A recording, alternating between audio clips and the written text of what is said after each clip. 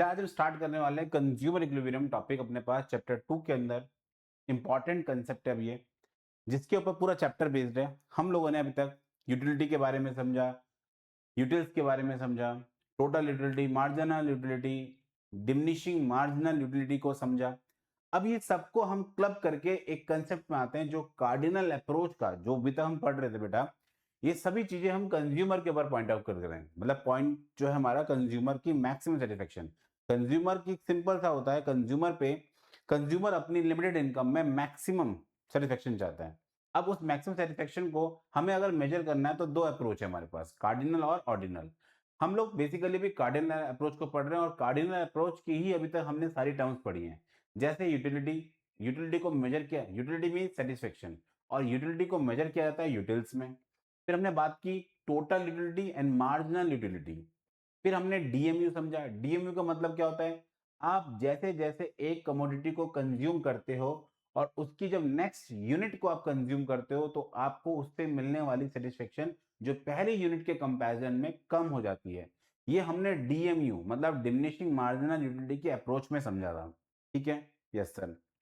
अब हमें जो है कंज्यूमर इक्विलिब्रियम को समझना है कि कंज्यूमर कहां पे कहेगा कि मैं इक्विलिब्रियम पॉइंट पे अचीव कर चुका हूं। तो इसी चीज को अब हम इस टॉपिक के अंदर, इस वीडियो के अंदर समझने वाले हैं। यस सर, चलिए। यहां पे जब भी हम वर्ड यूज करते हैं ना इक्विलिब्रियम, तो इक्विलिब्रियम का मतलब क्या है पहले इसको समझते हैं। The term equilibrium is frequently used in economic analysis. जब भी हम इकोनॉमिक के बारे में पढ़ते हैं, इकोनॉमिक के बारे में पढ़ते हैं और उसमें इक्विलिब्रियम वर्ड आता है तो इकोनॉमिक्स के अंदर ही यूज होता है। या फिर मैं ऐसा बोलूं, जब भी आप इक्विलिब्रियम वर्ड पढ़ोगे तो इकोनॉमिक एनालिसिस ही वहां पे हो रही होगी। चाहे वो कंज्यूमर इक्विलिब्रियम हो, चाहे प्रोड्यूसर इक्विलिब्रियम हो, मार्केट इक्विलिब्रियम हो, ऐसे मल्टीपल और भी टॉपिक मिलेंगे जिसपे आप इक्विलिब्रियम वर्ड यूज करोगे। और इक्विलिब्रियम का मतलब सिंपल सा होता है एक पॉइंट। ठीक, अब वो पॉइंट होता क्या है बेटा, इसको समझते हैं। What is equilibrium? Equilibrium means a state of rest और a position of no change. एक स्टेट है बेटा रेस्ट की जिसपे आके कोई भी चीज रुक जाएगी, and a position of no change, एक पोजीशन जिसपे आगे आप चेंज नहीं करना चाहते, जिसके आगे आप नहीं बढ़ना चाहते हो।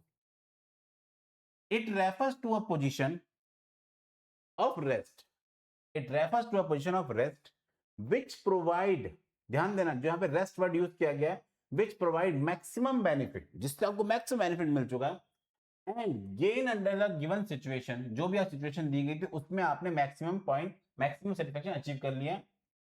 अ कंज्यूमर, अब ध्यान देना ये तो हमारे पास थी सिर्फ इक्विलिब्रियम, लेकिन एक कंज्यूमर को आप कब कहोगे कि वो इक्विलिब्रियम में है, वो इक्विलिब्रियम में है when he does not intend to change his level of consumption, जब वो अपना कंजप्शन का लेवल चेंज नहीं करना चाहता। क्यों?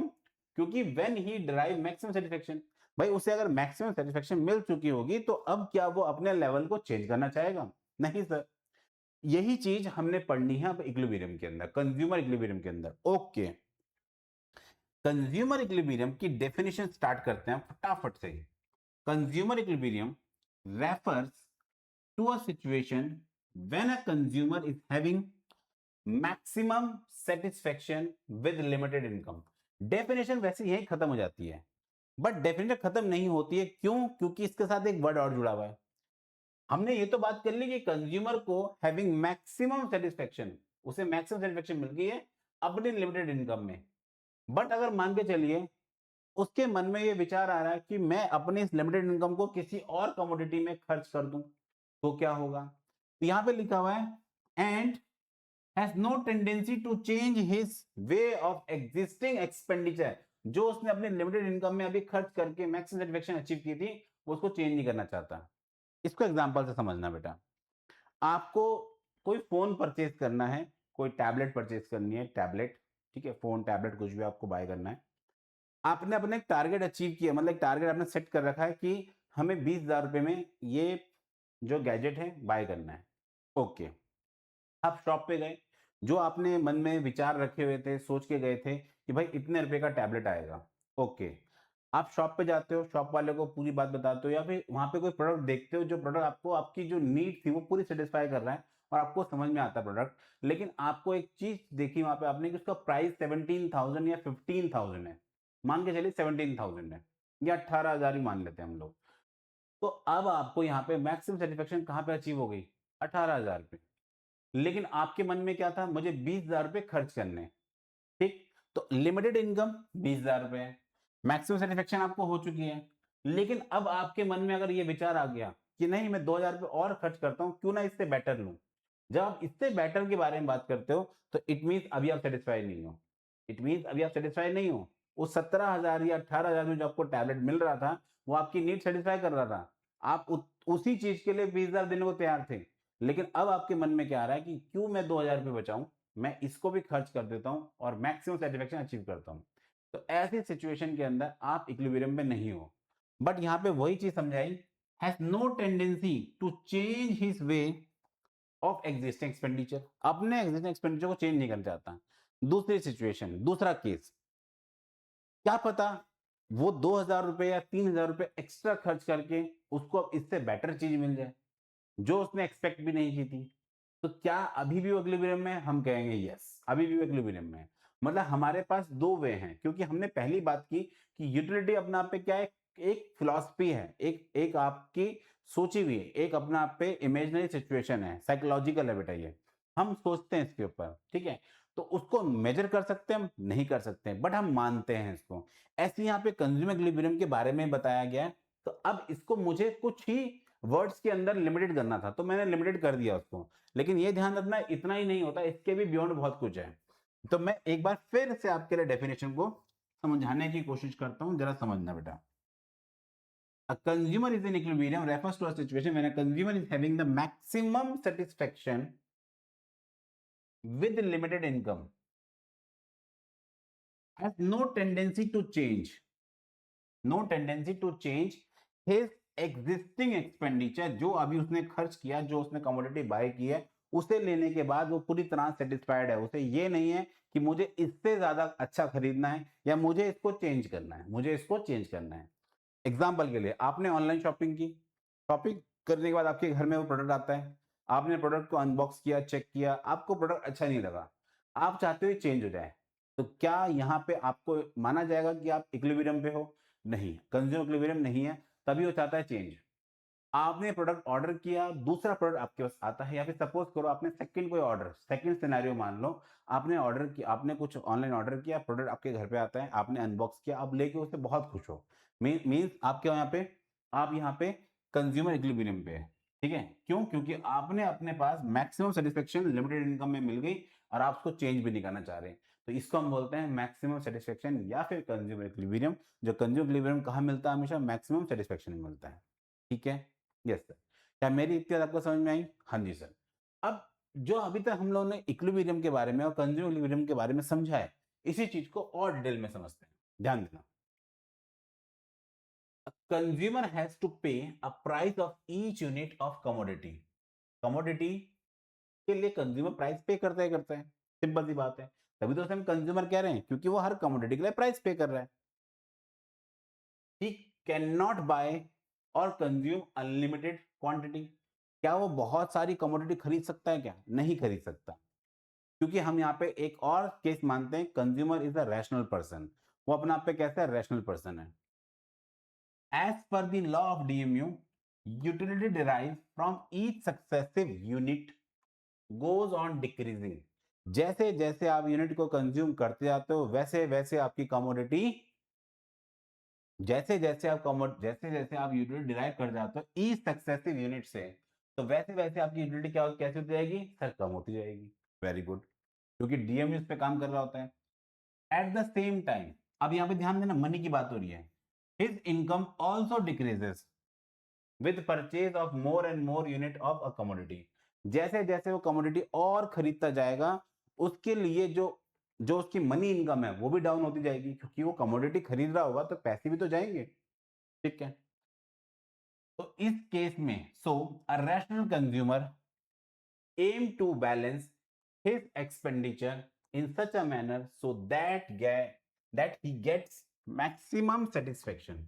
वो चाहता है मैक्सिमम सेटिस्फेक्शन मिले विद लिमिटेड एक्सपेंडिचर, जो हम बात कर रहे थे पीछे लिमिटेड इनकम में। When he does so, he is said to be in equilibrium अगर उसने ऐसा किया, मतलब ऐसा करता है कि वो अपने लिमिटेड इनकम में उसको मैक्सिमम सेटिस्फेक्शन मिल गई, तो वही तो हम चाहते हैं और वही कंज्यूम इक्विलिब्रियम में। आफ्टर रीचिंग द पॉइंट, जब वो इक्विलिब्रियम में पहुंच जाएगा बेटा, there is no further incentive, अब उसे आगे चेंज करने की जरूरत नहीं है to make any change in quantity of commodity purchased. अब वो आगे कमोडिटी परचेज नहीं करेगा, रीजन क्योंकि वो मैक्सिमम सेटिस्फेक्शन के पॉइंट पे पहुंच चुका है, इट मींस कंज्यूम इक्विलिब्रियम में है। मेरी बात क्लियर है? Yes sir. तो यही पॉइंट हमने अभी समझा, बहुत डिटेल में समझने की कोशिश की, और जितनी भी चीजें हमने पढ़ी हैं बेटा वो कनेक्ट करके पढ़ी हैं। चाहे आप देखो इक्विलिब्रियम भी हो गया, कंज्यूम इक्विलिब्रियम भी हो गया, कंज्यूम इक्विलिब्रियम को फिर हमने डिफाइन भी किया कि कैसे कंज्यूम इक्विलिब्रियम में होता है। ओके, अब हम बात करते हैं बेटा, नेक्स्ट हमारे पास टॉपिक आता है consumer equilibrium can be discuss under the two different scenario. दो डिफरेंट सिनेरियो, दो डिफरेंट सिचुएशन है। When a consumer spend his entire income on single commodity, मतलब कंज्यूमर एक ही कमोडिटी बाय करे तो, एंड दूसरी सिचुएशन आपके पास when a consumer spend his entire income on two commodities, अगर वो दो कमोडिटी में बाय कर रहा है, तो दो कमोडिटी बाय करता है अपनी लिमिटेड इनकम से। तो सर पहले तो हम एक को समझेंगे, यस पहले हम समझने वाले हैं, अपने पास टॉपिक आज का है हमारे पास consumer equilibrium in case of single commodity. Okay sir, अब जरा यहां पे हम सिंगल कमोडिटी का केस समझने वाले हैं, ठीक है? Yes sir. Consumer equilibrium in case of single commodity, the law of DMU, the law of DMU can be used to explain consumer equilibrium in case of single commodity. हमें यहाँ पे DMU use जरूर करेंगे बेटा, क्योंकि diminishing marginal utility होगी। Diminishing marginal utility हर commodity में लगती है, और हम बात करें यहाँ पे सिंगल कमोडिटी की, तो वो यहाँ पे लॉ यूज होगा ही होगा, ठीक है? Yes sir. All the assumption of DMU are taken as the assumption of the consumer equilibrium in case of single. मैं यहाँ पे एडिशन कर देता हूँ, सिंगल चाहे डबल, अभी हम केस सिंगल पढ़ रहे हैं सिंगल कमोडिटी का, तो इसलिए यहाँ पे सिंगल को वर्ड यूज किया गया। ओके, साथ साथ a consumer purchasing single commodity will be at equilibrium when he is buying such a quantity of that commodity which gives maximum satisfaction। commodity वो कब तक बाय करेगा बेटा, मेरी बात फिर सुनना बेटा। A consumer purchase single commodity will be at equilibrium when he is in buying such a quantity of the commodity, जब तक which gives him maximum satisfaction, जब तक उसे सेटिस्फेक्शन ज्यादा मिल रही होगी। The number of units to be consumed the given commodity by a consumer, ये किस बात पे डिपेंड करता है? तो कह रहा है इसके डिपेंड करने वाले दो फैक्टर्स हैं। कितनी बातें यहाँ पे? दो बातें मेन यहाँ पे कंसिडर होती हैं। पहली चीज, price of the given commodity, जो उसका अपना खुद का प्राइस है। मैं यहाँ पे एक्स इसलिए बोल रहा हूं कमोडिटी को, क्योंकि मैं मान रहा हूं कमोडिटी एक्स है, कमोडिटी एक्स है। अगर आप कहोगे सर कमोडिटी वाई है, तो हम बोलेंगे पी वाई। अगर आप कहोगे कमोडिटी जेड है, तो पी जेड। साथ साथ एक्सपेक्टेड यूटिलिटी, एक्सपेक्टेड का मतलब बेटा यहाँ पे है मिलने वाली यूटिलिटी, मतलब marginal utility from each successive unit. जैसे जैसे आप कमोडिटी बाय करोगे, खरीदते जाओगे, कंज्यूम करते जाओगे, तो उनसे मिलने वाली सेटिस्फेक्शन भी इसमें जरूरी है। दूसरा उसका प्राइस। दो बातें आपको इंपॉर्टेंट ध्यान रखनी है कि जब भी आप कमोडिटी बाय कर रहे हो तो उसका अपना प्राइस होगा, जो भी आपने कमोडिटी बाय की है, क्योंकि आपके लिमिटेड इनकम है, देन उनसे मिलने वाली सेटिस्फेक्शन। तो क्या इतनी बात आपको मेरी समझ में आई? Yes sir. हमने सर यहाँ पे ये बात समझी कि कंज्यूमर परचेज कर रहा है single commodity, will be at equilibrium when he buy a quantity of that commodity which gives him maximum satisfaction। the number of unit can be consumed the given commodity। दो बातों पे depend करती है कितनी unit वो आप consume करने वाले हैं। पहली बात उसका खुद का प्राइस, दूसरी बात उससे मिलने वाली सेटिस्फेक्शन, ठीक है? Yes sir. अब इस चीज को डिटेल में पढ़ते हैं और डिटेल में चलते हैं बेटा। Yes sir. To determine the equilibrium point, consumer compare the price of given commodity with its utility। वो हमेशा जो कमोडिटी बाय कर रहा है उस कमोडिटी की मार्जिनल यूटिलिटी और उसके प्राइस को कंपेयर करेगा, मतलब सेटिस्फेक्शन, बेनिफिट कितना मिल रहा है। Being a rational consumer, he will be at equilibrium when marginal utility is equal price paid for the commodity, जो कमोडिटी के लिए प्राइस दे रहा है और उस कमोडिटी से मिलने वाली मार्जिनल यूटिलिटी, दोनों को कंपेयर करेगा, दोनों इक्वल होनी चाहिए, दोनों क्या होनी चाहिए, इक्वल। ऐसा ना हो कि आप जो कमोडिटी बाय कर रहे हो उसमें आपको सेटिस्फेक्शन कम मिल रही हो, प्राइस आप ज्यादा दे रहे हो, तो सर हम ऐसी कमोडिटी खरीदेंगे ही नहीं। दूसरा सिनेरियो, आप शॉप पे जाते हो और आपको कोई प्रोडक्ट आपके हिसाब से आपको लगता है कि इस प्रोडक्ट की 200 रुपए कीमत होनी चाहिए, लेकिन सामने वाला उसकी कीमत आपको बोलेगा 300 रुपए है। आप उसे मना कर दोगे कि हमें प्रोडक्ट नहीं चाहिए, क्योंकि आप वहां पे इक्वल नहीं हो, सेटिस्फेक्शन बराबर नहीं आ रही। सेकेंड सिनेरियो, आपके हिसाब से उस प्रोडक्ट की जो वैल्यू होनी चाहिए 200 रुपए, लेकिन सामने वाले ने बोला आपको 150 रुपीज, तो आप उसे खरीदने को तुरंत तैयार हो जाओगे, क्योंकि यहाँ पे आपकी मार्जिनल यूटिलिटी ज्यादा है, प्राइस कम है। लेकिन ऐसा आप कब तक करते जाओगे, जब तक बराबर ना हो जाए। आप ऐसे प्रोडक्ट कब तक खरीदोगे, जब तक मार्जिनल यूटिलिटी और प्राइस आपस में इक्वल ना हो। दूसरी बात, हम कमोडिटी कब बाय करते हैं, मतलब बाइंग का डिसीजन हम कब बनाते हैं, जब उससे मिलने वाली सेटिस्फेक्शन ज्यादा होती है और उसके लिए जो प्राइस पे करते हैं वो कम होता है। ठीक है सर। अब ये वाला जो पॉइंट है काफी इंपॉर्टेंट है, जरा ध्यान देना। We know marginal utility is expressed in utils, हमें ये बात तो पता है, and price is expressed in terms of money, ध्यान देना फिर से। We know marginal utility is expressed in utils, किसमें बेटा, in utils, and price is expressed in terms of money, ये किसमें होता है, ये मनी में शो होता है, जबकि ये किसमें शो होता है, यूटिल्स में शो होता है, किसमें शो होता है, यूटिल्स में, जबकि ये किसमें शो होता है, प्राइस में। Marginal utility and price can be effectively compared only when both stated in same unit, जब तक दोनों सेम यूनिट पे ना आ जाए। Therefore, marginal utility utils is expressed in terms of money, इसी वजह से इसको मनी में निकालते हैं। सर ये वाली बात नहीं समझ में आई, मेरी बात फिर सुनना। कह रहा है मनी, तो मतलब जो प्राइस पे कर रहे हैं वो तो मनी में है, लेकिन जो कंज्यूमर को मैक्सिमम, जो आपको कंज्यूम करने के बाद आफ्टर कंजप्शन जो हर यूनिट से जो मिलने वाली सेटिस्फेक्शन है वो किस में आ रही है, यूटिल्स में आ रही है। क्या मनी को यूटिल्स से कंपेयर कर सकते हैं, नहीं कर सकते। तो इसके लिए कहा गया है कि जो मार्जिनल यूटिलिटी है उसको आप मनी में कन्वर्ट कर दो, उसको आप मनी में कन्वर्ट कर दो। ठीक है, तो सर मनी में कैसे कन्वर्ट करेंगे, उसके लिए हमें फॉर्मूला बताया गया, इंपॉर्टेंट फॉर्मूला है। Marginal utility in terms of money, मतलब M U in terms of money, यहाँ पे एम का मतलब क्या है, मनी है।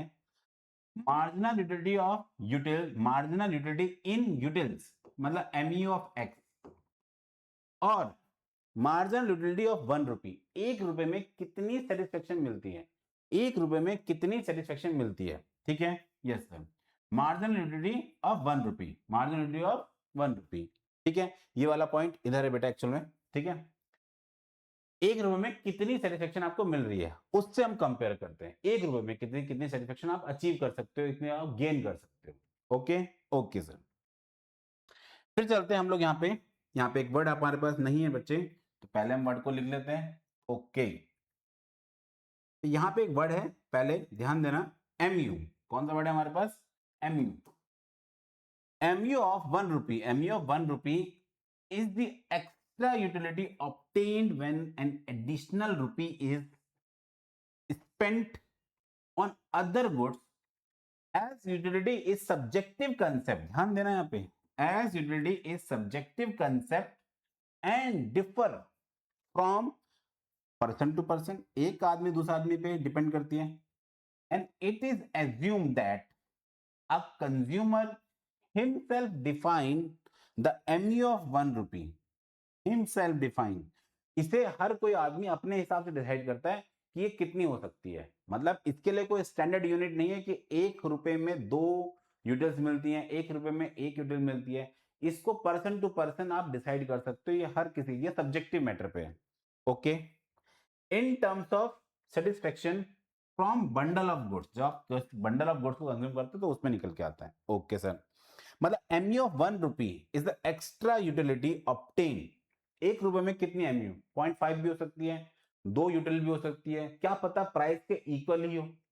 ठीक है, ऐसा हमने बहुत पहले भी पढ़ा था जब हम चैप्टर स्टार्ट कर रहे थे, जब हमने यूटिलिटी का इंट्रोडक्शन पढ़ा था तब भी हमने ये बात डिस्कस की थी कि उसमें एग्जांपल था 20 आइसक्रीम से मिलने वाली जो यूटिल्स है हमें वो 20 यूटिल्स मिल रही है, तो हमने मान लिया था 1 रुपए में 1 यूटिल आती है। वहां पे भी हमने कंपेयर किया था। जब आइसक्रीम से मिलने वाली सेटिस्फेक्शन आपके पास 20 यूटिल्स थी तो हमने मान लिया कि 20 रुपए के बराबर सेटिस्फेक्शन मिल रही है। भले आइसक्रीम का प्राइस 5 रुपीज हो, लेकिन उससे मिलने वाली सेटिस्फेक्शन कितनी है? 20 रुपए के बराबर। तो क्या मुझे वो कंज्यूम करनी चाहिए? यस, हम उसे कंज्यूम करेंगे। क्यों? क्योंकि उससे मिलने वाली सेटिस्फेक्शन हमारे पास ज्यादा है। 5 रुपए देकर के 20 रुपए की सेटिस्फेक्शन मिल रही है यहाँ पे। सिमिलरली यहाँ पे है।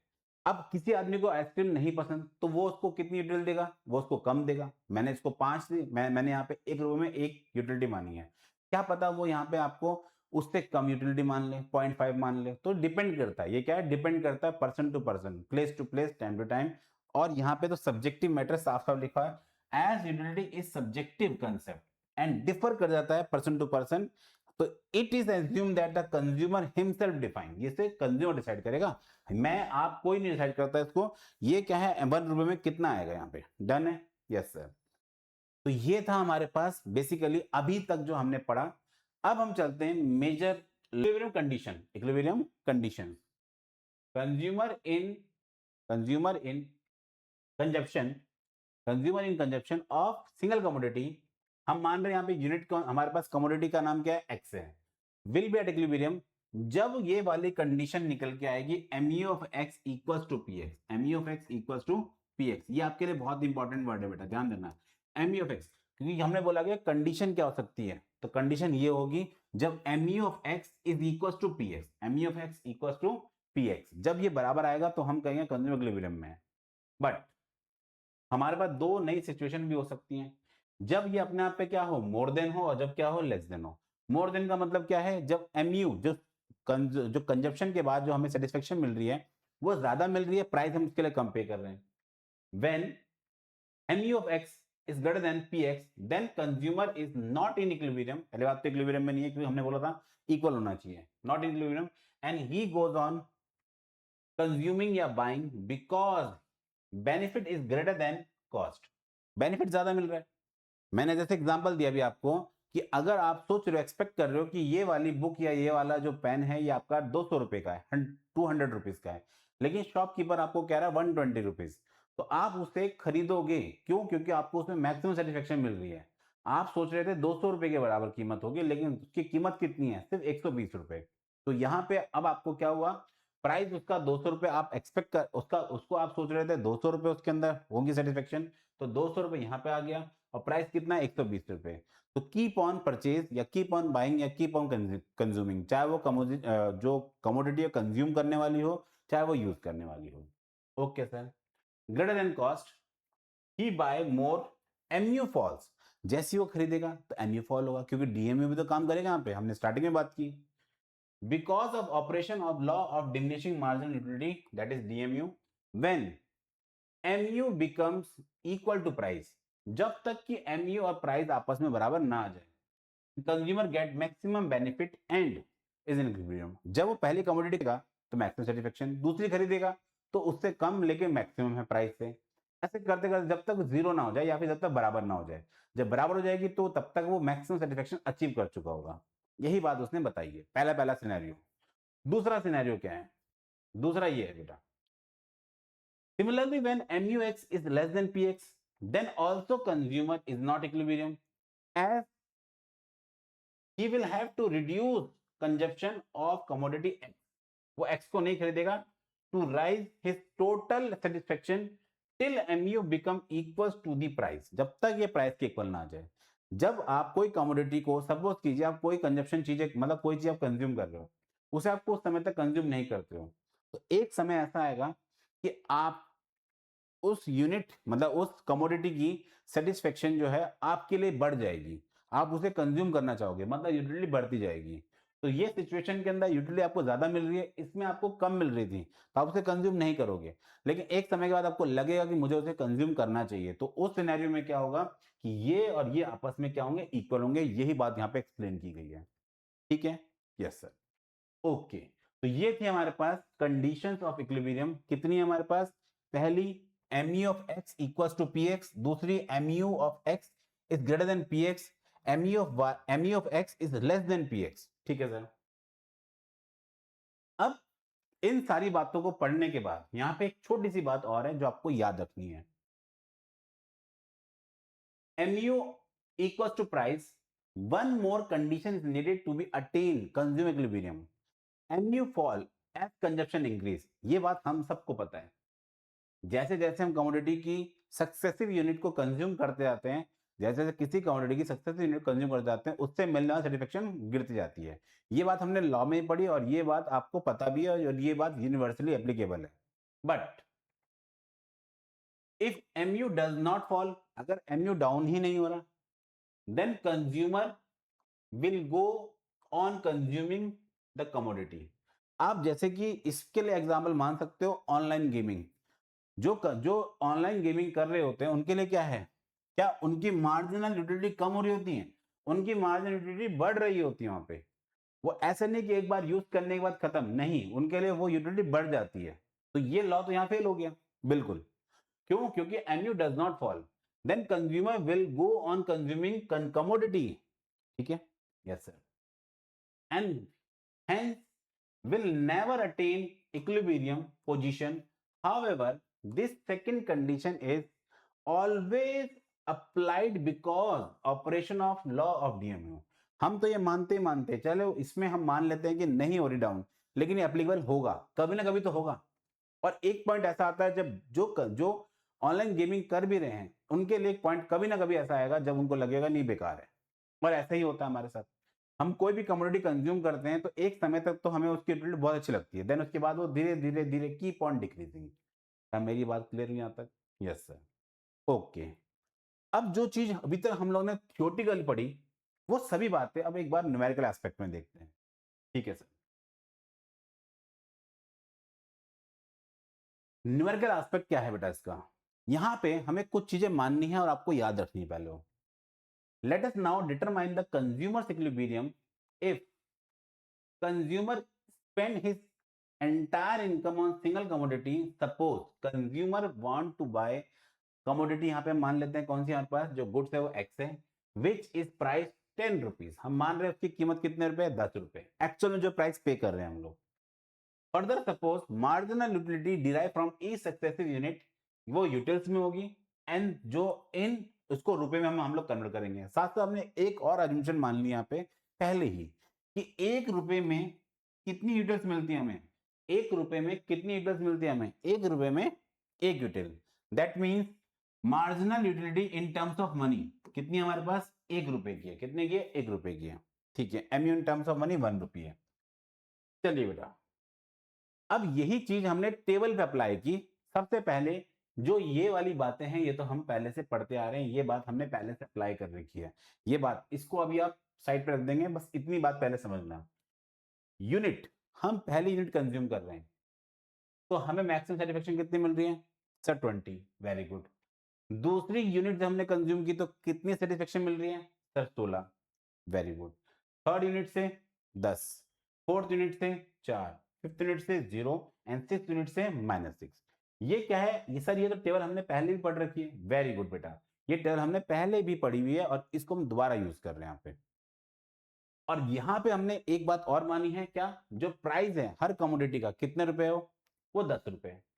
ये हमने फर्स्ट यूनिट बेटा, ये हमने फर्स्ट यूनिट कंज्यूम की है, ये हमने सेकेंड यूनिट कंज्यूम की, हमने थर्ड यूनिट कंज्यूम की, हमने फोर्थ यूनिट कंज्यूम की है, ये फिफ्थ यूनिट, और ये कौन सी यूनिट है हमारे पास? सिक्स यूनिट है। तो पहली यूनिट हमने 10 रुपए प्राइस पे की है, दूसरी यूनिट मतलब जब मैंने दूसरी सेकेंड यूनिट ली तब भी 10 रुपए की है। बट तीन टेबल तो हमें समझ में, तीन कॉलम तो हमें समझ में आ गए। अब हम चलते हैं इस तरफ, marginal utility rupees mu of x 1 util equals to 1 rupee. मतलब हम यहां पे मान के चल रहे हैं जो अभी हमने पीछे फॉर्मूला पढ़ा था, mu in terms of rupee. हमने बोला था mu of x commodity divide by 1 rupee mu। 1 रुपए में कितनी यूटिल्स मिलती है? 1 रुपए में कितनी यूटिल्स मिलती है? तो हमने क्या अजम्पशन मानी है? 1 रुपए में कितनी यूटिल्स मिलती है हमें? 1 यूटिल। अब इस चीज को समझना, mu भी किसमें? यूटिल्स में। मेरी बात फिर सुनना, यहाँ पे बात की गई है पर यूनिट, यहाँ पे बात की गई है बेटा, यहाँ बात की गई है इतने यूटिल्स इन पर रुपी, 1 रुपए में इतनी यूटिल्स मिलती है। अब मैथमेटिकली इसको हम समझें तो हम इसको इस तरह से बोलेंगे, एमयू किस में आता है, एमयू आता है यूटिल्स में, वेरी गुड। और ये किस में आ रहा है सर, यूटिल्स में, वो भी पर रुपी में। अब यूटिल से यूटिल क्या हो जाएगा, रिमूव, अल्टीमेटली रुपीस का साइन क्या ऊपर घूम के आएगा। तो ये किस टर्म में निकल के आता है, मनी की टर्म में आता है। किस में आता है, मनी की टर्म में। वही चीज यहाँ पे एक्सप्रेस की गई है। सबसे पहले आपको यूटिल्स मिली, यहाँ पे कितनी मिली है सर, ये मिली हमें 20 यूटिल। 1 रुपए में कितनी यूटिल मिलती है आपको सर, 1 रुपए में 1 यूटिल मिलती है। ओके, तो कितने रुपए के बराबर सेटिस्फेक्शन मिल गई सर, 20 रुपए के बराबर सेटिस्फेक्शन मिल गई, वेरी गुड। हमें यहाँ पे अगेन कितनी यूटिल्स मिली हमें सर, 16। 1 रुपए में कितनी यूटिल मिलती है, 1। अगेन कितना आ गया सर, 16 रुपए। और देन इसके बाद हम फर्दर चलते जाएंगे, ये सभी हमें किस में शो कर रहे हैं, ये सभी हमें रुपए में शो करने हैं, ठीक है। अब आप इन दो कॉलम्स को, कौन कौन से, ये वाला कॉलम और ये वाला कॉलम आपस में कंपेयर करो, इन दोनों कॉलम्स को, ठीक है। यस सर, हमने यूटिलिटी ली है 20 रुपए के बराबर, जबकि प्राइस कितना पे किया है, सिर्फ 10 रुपए। तो सर हमें तो यहाँ प्रॉफिट हो रहा है, वेरी गुड। यहाँ पे क्या हो रहा है, हमें प्रॉफिट हो रहा है, क्योंकि हमें यहाँ पे मैक्सिमम सेटिस्फेक्शन मिल रही है। 10 रुपए पे करके 20 रुपए की सेटिस्फेक्शन मिल रही है। अगेन यहाँ 16 रुपए की सेटिस्फेक्शन मिल रही है, जबकि पे कितना किया, 10 रुपए, 6 रुपए का प्रॉफिट है। देन उसके बाद 10 रुपए हमने पे किया, 10 की सेटिस्फेक्शन मिल रही है, तो यहाँ पे क्या है, पॉइंट ऑफ स्टेबिलिटी है, मतलब यहाँ पे क्या आ गया आपके पास, point of satisfaction, point of satisfaction यहाँ पे 0 हो गया, ठीक। एंड देन उसके बाद क्या है, 10 रुपए पे करके आपको सेटिस्फेक्शन मिली 4 रुपए की, सर यहाँ तो लॉस हो रहा है, वेरी गुड। ये हमारे लिए लॉस की सिचुएशन है। एंड देन उसके बाद आप दोबारा देखो, हमें 0 रुपीज, 0 का बेनिफिट हुआ, 10 रुपए किए हैं। अगेन 10 रुपए यहाँ पे आपका माइनस में आ रहा है। एंड देन 10 रुपए आप पे करके माइनस का 6 है, तो 16 रुपीज का लॉस है, ठीक है। अगर मैं इन दो सिचुएशंस को देखूं तो यहीं पे बताया जाता है ये वाला point, MU of x is greater then PX। जो बात अभी हमने की कि कंज्यूमर अभी भी सामान खरीदेगा, इस वाले पॉइंट में दोनों बराबर आ गए सर, वेरी गुड।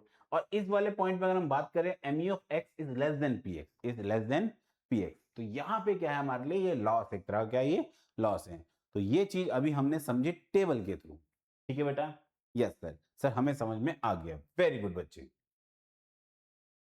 अब यही चीज हम सेम जो अभी टेबल हमने बनाई थी, उस टेबल पे बेस्ड हमारे पास ग्राफ है, एंड यहाँ पे कुछ उसकी एक्सप्लेनेशन है। क्योंकि जब आपसे क्वेश्चन पूछा जाएगा न्यूमेरिकली एक्सप्रेस करो, तो आपको ये बात बतानी होगी, तो उस चीज को हम न्यूमेरिकली समझने वाले हैं, ठीक है। यस सर, यहाँ पे जब हमने ग्राफ बनाया तो यहाँ दिखाया है MU और उसका प्राइस, यहाँ दिखाई है नंबर ऑफ एक्स की यूनिट्स, ठीक है। यस सर, अब MU आपको पता है डाउनवर्ड चल रहा था।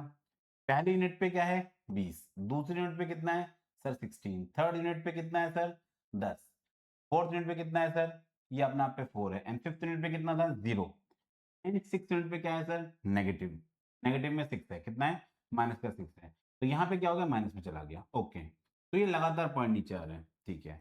यहाँ पे हमने माना है प्राइस कितने रुपए पे माना है उसका 10 रुपए का, तो 10 रुपए के प्राइस पे ये आ गया आपकी एक स्ट्रेट लाइन, चाहे मैं पहली कमोडिटी लूं, दूसरी, तीसरी, चौथी, तो पैरेलल टू एक्स एक्सिस, जहां पे दोनों लाइन एक दूसरे को इंटरसेक्ट करेंगी, ये आपके लिए होगा इक्विलिब्रियम। क्या होगा ये इक्विलिब्रियम, जिसके ऊपर अभी तक हमने डिस्कस किया बहुत डिटेल में।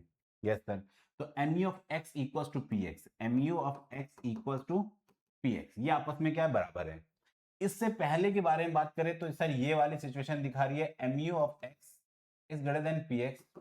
इसके बाद की सिचुएशन क्या दिखा रही है, MU of x is less than PX, is less than PX। ये सिचुएशन आपको दिखा रही है कि MU आपको ज्यादा मिल रहा है, प्राइस कम पे कर रहे हो। ये सिचुएशन क्या दिखा रही है, दोनों बराबर हैं। और इस सिचुएशन में क्या है, MU कम है, प्राइस क्या है, आप ज्यादा पे कर रहे हो, ठीक है। और इसके बाद तो पता है आपको नेगेटिव भी हो गया, ठीक। यही चीज यहाँ पे एक्सप्लेन की गई है, मैं एक एक करके फटाफट से पढ़ देता हूँ। MU curve is slope downward, समझ में आ रहा है। That margin utility fall with successive unit of consumption of commodity of X due to the operation of the DMU, ठीक है। And price of X horizontal straight line होती है, sir सही है। From the given schedule, जो आपने diagram बनाया था अभी पीछे, जो भी डायग्राम बना हुआ है पीछे वाले शेड्यूल के according, and is clearly that the consumer will be at equilibrium at E point, कौन से वाले पॉइंट पे होगा सर ई पॉइंट पे ये इक्विलिब्रियम पे होगा, शाबाश। When he consumes third unit of commodity because of point of E, mu x equals to px, and he will not consume fourth unit of x as mu of rupees 4 is less than price paid of 10। यहाँ पे ध्यान देना 4 unit पे आके उसको discontinue कर देना चाहिए। क्यों? क्योंकि उसको यहाँ पे मिलने वाली सेटिस्फेक्शन अब क्या होगी, प्राइस से भी कम है, क्योंकि इस वाले पॉइंट पे पहुंच करके तो उसके लिए क्या आ गया, मैक्सिमम सेटिस्फेक्शन है। और ये वाली यूनिट बेटा कौन से शो कर रही है हमें, हमेशा थर्ड यूनिट। क्या उसने फोर्थ यूनिट खरीदनी चाहिए? तो यहाँ पे वही बात बताई गई है, he will not consume fourth unit of x. यहाँ पे उसे 10 रुपए सॉरी फोर्थ यूनिट नहीं खर्च करनी चाहिए, क्योंकि 10 रुपए पे करके उसको 4 रुपए की सेटिस्फेक्शन मिलेगी। और यहाँ पे उसके लिए क्या एक तरीके से हम बोलेंगे लॉस की सिचुएशन है। ठीक है बेटा, yes sir. Similarly, he will not consume 2 units of x as mu of 16 is more than price paid। ठीक है, mu of rupees 16 is more than x। ठीक है, sorry more than price paid। आगे बेटा क्या लिखा है यहाँ पे, so it can be concluded that a consumer in consumption of single commodity, say x, will be at equilibrium when marginal utility from commodity px is equals to price paid for that commodity। और उसके लिए simple सी condition ये है हमारे पास, जो अभी हम लोगों ने बात की यहाँ पे। ठीक है, तो हम लोगों ने समझा था बेटा इस चीज को, mu of x अपॉन में px equals to mu in terms of money, mu in terms of money। और इसी चीज को हम चाहे तो एक्सप्रेस करके दूसरे वे में बोल सकते हैं कि जब हम लोग प्राइस को इन टर्म्स ऑफ एमयू निकाल, प्राइस को हम लोग मनी यूटिल्स के टर्म में निकाल लेते हैं। किस टर्म में? यूटिल्स के टर्म में। ठीक है, यस सर।